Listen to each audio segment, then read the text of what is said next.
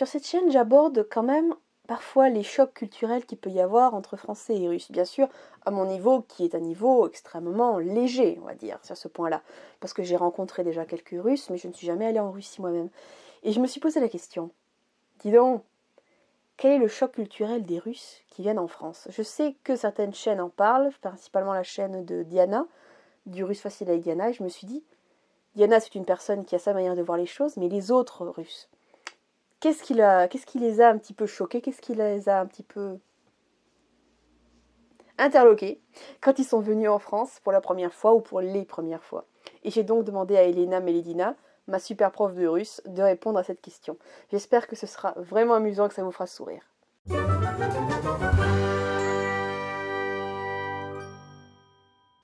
En attendant, vous savez qu'Elena a sorti sa formation Le Russe de Aaya, qui est destinée aux débutants en russe. C'est une formation vraiment géniale que j'ai suivie, dont j'ai suivi le déroulement, dont j'ai suivi la naissance, qui est vraiment très bien, adaptée aux tout débutants pour vous aider à faire vos premiers pas en russe. Ça dure 3 mois, c'est vraiment très bien. Et si vous êtes tout débutant, que vous voulez commencer dans le russe, que vous êtes motivé et que vous ne voulez pas dépenser une fortune, le lien est en barre d'infos, il est pour vous. Et en plus, en ce moment, elle est en promotion. Profitez-en. Instant pub terminé. Vas-y, Elena. Привет, привет! Привет всем вам! Сегодня очень хороший день, хорошая погода, солнце. C'est une très belle journée et je vous envoie l'énergie de cette journée. Si elle peut aller dans cette vidéo, je serais bien contente. Mais écoutez, vous savez, il y a une petite vidéo qu'on a fait avec Erika, donc un échange sur les choses qui choquent ou qui peuvent étonner les Français en Russie, toutes les choses qu'on peut même des fois trouver sur Internet, des fois bizarres d'ailleurs sur les Russes.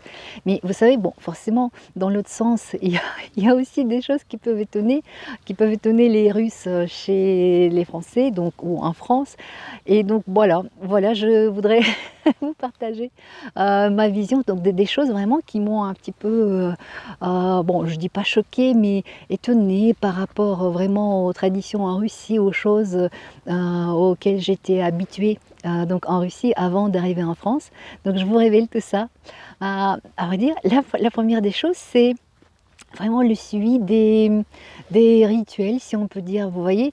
Donc pour tout ce qui est donc invitation et toute la suite de la soirée par exemple, ou d'une réception quand on invite les gens à manger et tout. Donc mais déjà le truc extraordinaire, c'est que c'est vraiment bon, presque suivi à la lettre, parce que j'ai été donc présente à plusieurs réceptions comme ça, ou avec les gens pour des fêtes, ou tout simplement entre amis, ou chez les membres de famille, tout ça, ça suit toujours son cours. Donc c'est voilà, donc on arrive et on parle, mais vraiment de beaucoup de choses. C'est surtout cette faculté de parler, de changer de sujet, mais vraiment, et c'est fluide, et ça part d'un sujet à l'autre, c'est impressionnant, et qu'on passe beaucoup de temps, mais avant de se mettre à table et tout, avant de passer à l'apéro, vous voyez, je trouvais ça un peu, bon, bizarre. Bon, après, enfin, on passe à l'apéro, on s'installe, voilà, on propose quoi boire, nanana. Bon, après, il y a les hors d'œuvre qui suivent, mais ils suivent trop tardivement. Donc, vous savez, c'est vraiment le choc, c'était déjà cette histoire de suivre ce fil. Donc c'est toutes des choses l'une après l'autre, mais aussi cette impressionnante faculté de parler, de passer son temps avant de passer à manger. Vous savez, pour un Russe, bah, c'est un truc bon, assez extraordinaire, parce que nous avons une autre façon en fait. C'est que voilà, les personnes arrivent, bon bien sûr on s'échange bien évidemment, donc on ne va pas sauter tout de suite sur les plats sur la table, mais tout simplement les plats, donc déjà tout ce qui est bon, hors d'œuvre, je veux dire, et tout ce qui est pour l'apéro, c'est tout de suite servi, bon, si on peut dire étalé, ben voilà, comme ça, la table elle est mise, donc pour que les personnes arrivent, donc on s'installe et on peut vraiment, en s'échangeant en même temps, en parlant un petit peu, mais qu'on passe d'un verre à l'autre avec des petites, en portant toast bien sûr et tout ça, mais au moins tout est à table, donc la maîtresse elle a passé son temps pour tout préparer pour ses invités, mais là au moins on passe un moment comme ça, vous voyez, sans trop se soucier avant le plat chaud pour d'autres choses, vous voyez. Donc voilà, c'est qu'on peut quand même déjà manger un petit peu, parce que si au début on fait des blablabla, blablabla, avant de passer hors d'œuvre, donc là avec des petits gâteaux tout secs, là bon je ne sais pas, cacahuètes machin, pour l'apéro, là après franchement je vous avoue, pour un russe c'est un peu bizarre, mais on a faim quand même. Bon, on n'a pas non plus donc fait ça exprès pour ne pas manger avant, pour venir et se régaler chez le maître de la maison, mais bon, quand même, on a faim quand on arrive. Donc vous voyez, c'est la première chose, ça m'a vraiment fait rire.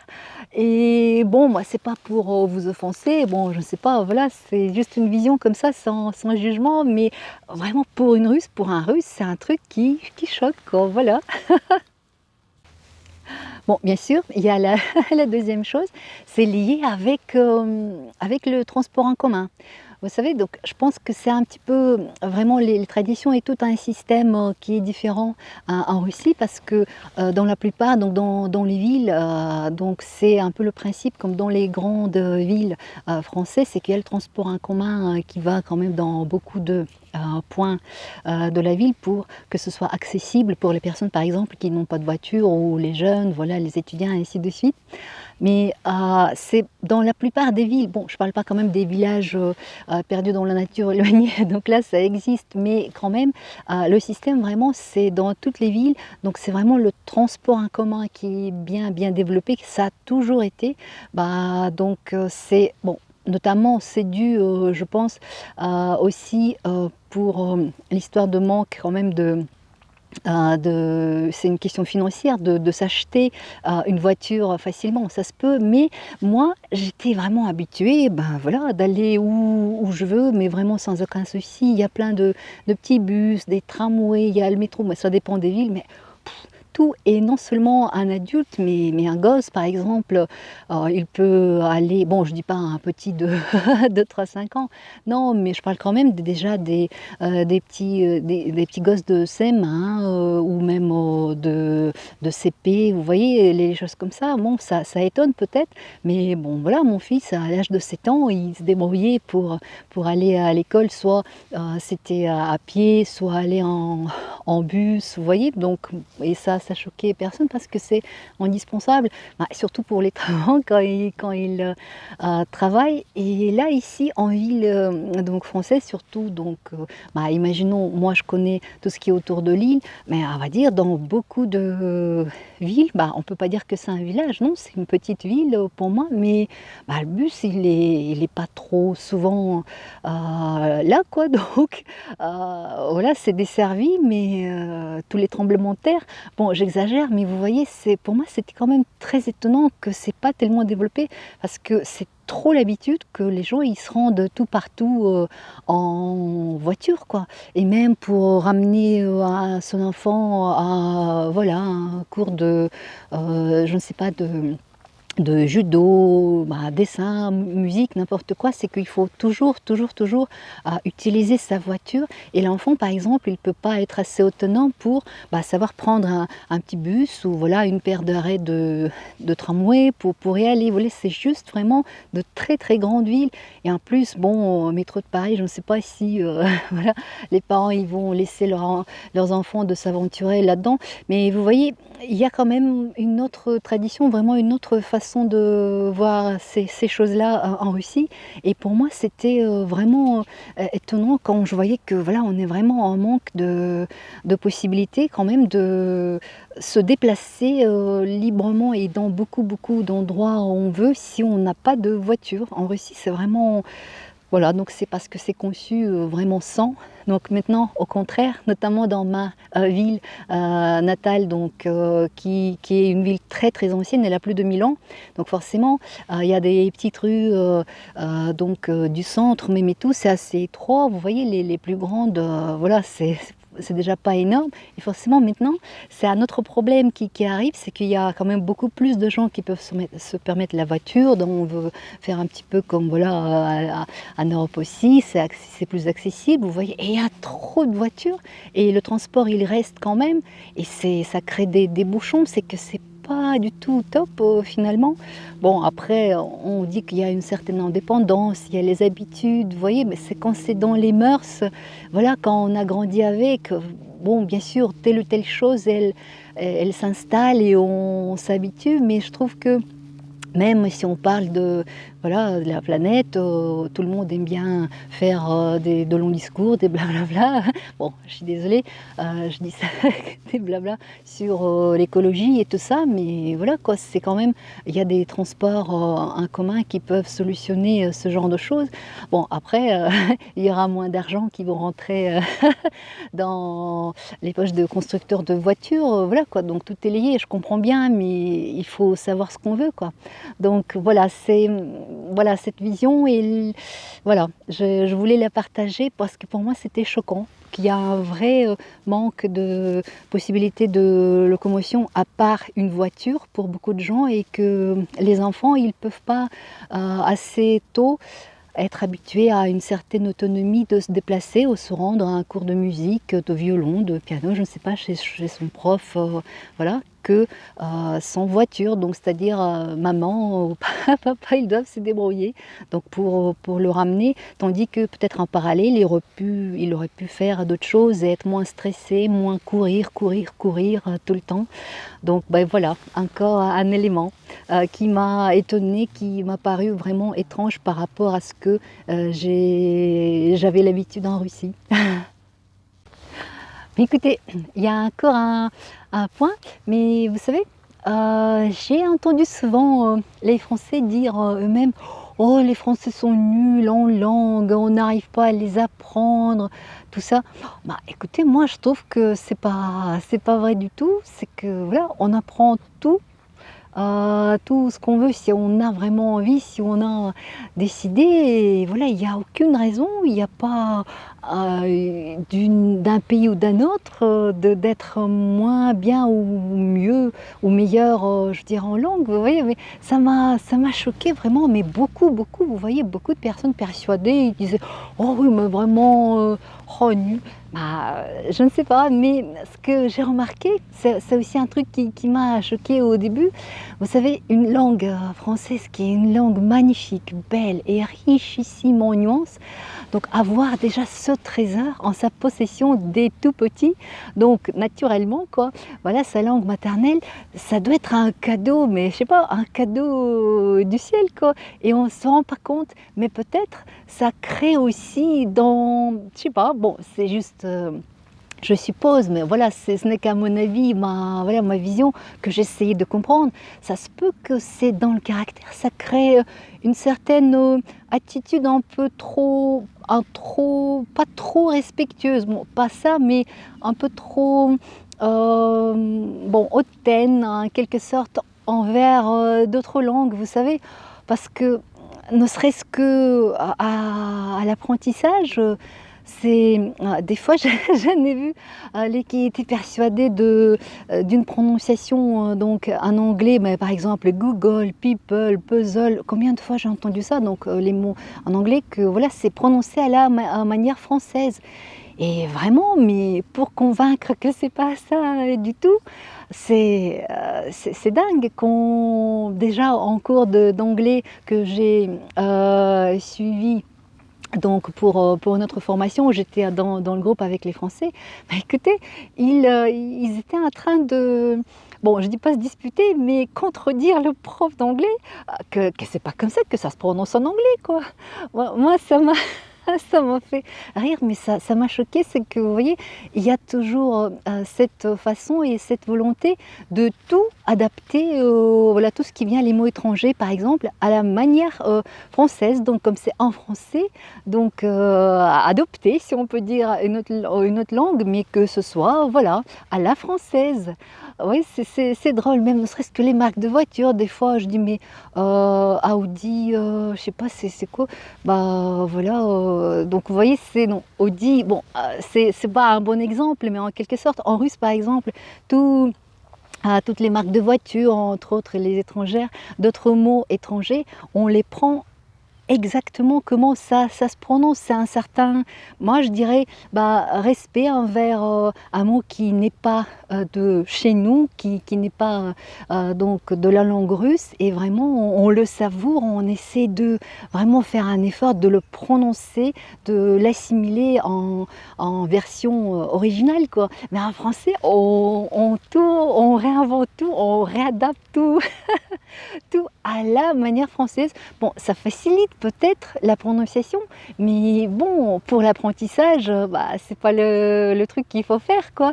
Donc vous voyez, ça m'a choquée, voilà, en tant que personne qui est liée avec les langues, liée aux langues, je veux dire, à l'apprentissage et tout, cette façon de tout adapter, donc de tout faire à la sauce française, quoi. Voilà.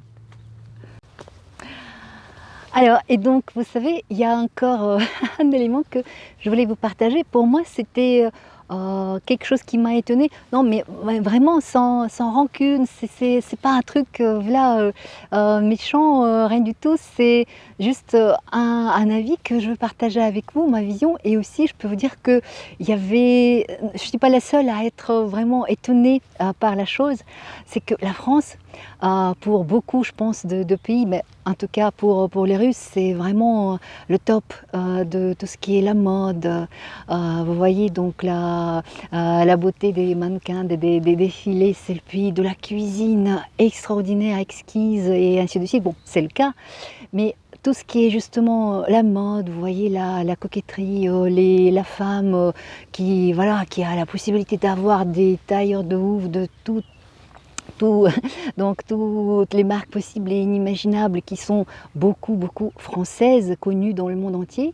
Mais le choc et l'étonnement, c'est que quand on arrive en France, on s'imagine, mais voilà que bientôt partout, il y a des femmes qui coquettes, toutes raffinées, habillées, je ne sais pas, vous voyez, un tout des tailleurs de Chanel et tout ce que vous voulez, qui vont défiler devant vous. Non. Mais non, c'est bien l'inverse, c'est vraiment, donc voilà, comme ça m'arrange, vous voyez, c'est l'attitude, voilà, bon, moi si, là, je veux être en jogging bientôt, voilà, basket, habillée, vraiment comme ça, sans façon, vous voyez, c'est beaucoup, je dis pas que les femmes, elles s'habillent pas bien, mais c'est surtout pour vraiment des occasions, mais très exceptionnelles, qu'elle va sortir sa belle petite robe, vous voyez, mais je pense dans la globalité, c'est-à-dire dans le pourcentage de ce qu'on voit, vous voyez. Donc, je vais laisser la personne passer, je suis désolée. Donc, du coup, et vous voyez, c'est ce pourcentage qui choque par rapport à la Russie notamment. Donc, vous savez, donc c'est bon, j'ai vu souvent, justement, d'avoir les personnes.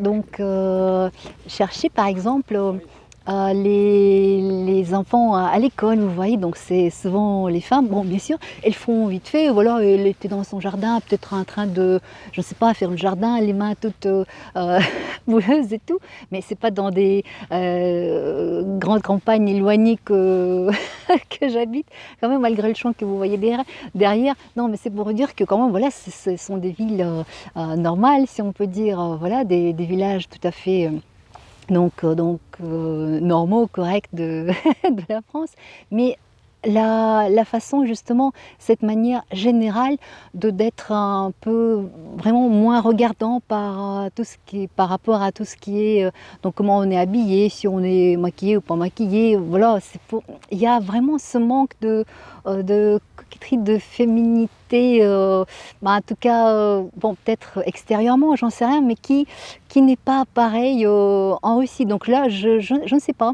quelle est la raison, pourquoi, bon voilà, en Russie, je me pose la question, je n'ai pas la réponse d'ailleurs, donc c'est que voilà, c'est pas du tout cette tradition, c'est que voilà, la femme russe, elle se soigne voilà, pour sortir quelque part, même ne serait-ce que pour aller au boulot, ou même pour sortir, je ne sais pas, un petit quart d'heure, une demi-heure pour aller au magasin, elle va quand même un petit peu se pouponner, bon, si on peut dire comme ça, quand même, voilà, bon, le minimum, quoi. Mais je trouve que en pourcentage, si on peut le dire, vous voyez, de ce qu'on voit quand on arrive dans le pays tel que la France, par rapport à la Russie par exemple, on est choqué que voilà, c'est pas du tout la même chose et que on est choqué dans le sens que bah, c'est le pays de ouf, quoi, de topissime, de ce qu'on peut s'imaginer en couturier et en marque donc de mode possible et inimaginable, vous savez. Et c'est voilà, c'est vraiment étonnant, quoi. Donc, et je vous dis, moi, je ne suis pas la seule à être étonnée. Justement, les personnes qui ont la même vision et que voilà, ils étaient toujours persuadés que c'est comme ça. Mais en arrivant en France, bah, bon, peut-être à Paris, peut-être un petit peu plus qu'on verra, mais et encore, des fois, bon, j'ai déjà entendu des personnes dire, bah, véridiques, donc les touristes qui sont revenus, disaient, bah voilà, les seules coquettes comme ça, mignonnes à habiller, mais on croyait que c'était des Françaises qui défilaient là comme ça sur le quai de la Seine, le long du quai de la Seine. Mais non, hop, d'un seul coup, on les entend parler une autre langue, bon, pas le français, quoi. Bon, russe aussi, des fois. Bon, c'est pas pour flatter voilà, mes compatriotes que je le dis, mais tout simplement pour vous faire découvrir un truc qui choque, qui vraiment trouve pas la correspondance avec ce qu'on a comme vision du pays, des traditions, voilà, notamment pour cette histoire de comment on s'habille, comment on est quand on sort de chez soi, quand on est à l'extérieur. C'est voilà, c'est un peu voilà, c'est marrant. Donc c'est assez marrant et spécial pour un étranger qui arrive en France. En tout cas, pour un étranger qui a une vision donc que les Russes ils ont de la France, donc du pays de la mode et des femmes coquettes, jolies et extraordinaires, quoi. Voilà.